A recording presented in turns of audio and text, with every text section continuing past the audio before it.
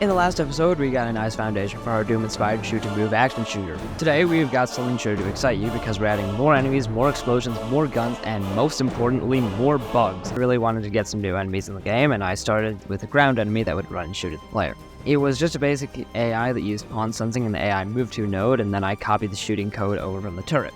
Now, there isn't a lot to say about the development of our little runner. It was super quick and easy to make, but I did it late at night and I put a blue light filter on my monitor all the way up, so everything was red. I have to say, with that red tint on the screen, while it's all you can see, just a sea of red in an ocean of darkness, it's honestly kind of terrifying. Alright, so we have a metal mannequin that chases and shoots you and maybe also haunts your dreams. Which means it's time to make the next enemy, a drone. I spent the entirety of my morning trying to figure this out, and I really didn't expect there to be so few tutorials, and they were all wildly different from each other. But none of them actually had what I was looking for. So I made some unholy amalgamation of code from various videos I found, and I got the drone to patrol around.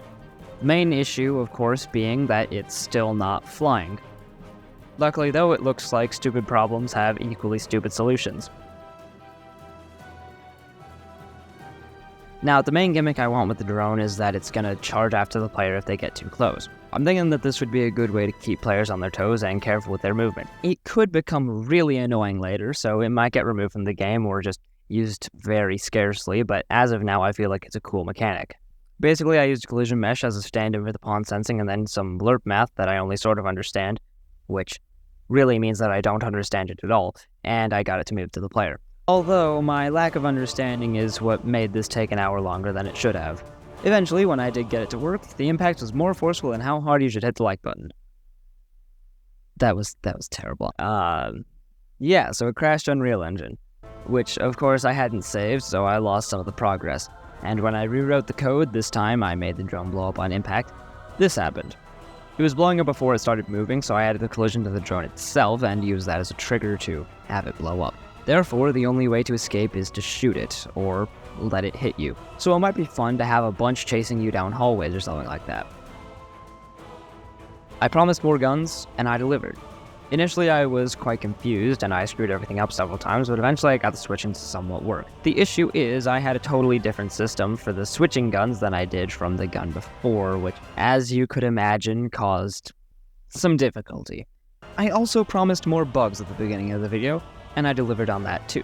The main one was this really weird bug where the gun you weren't using would just detach from the player and kinda sit there. No idea what caused that, but I fixed it with some code voodoo magic that I don't understand, but it works, which means it works, so it's good enough. Next, I just needed to make the guns, shoot.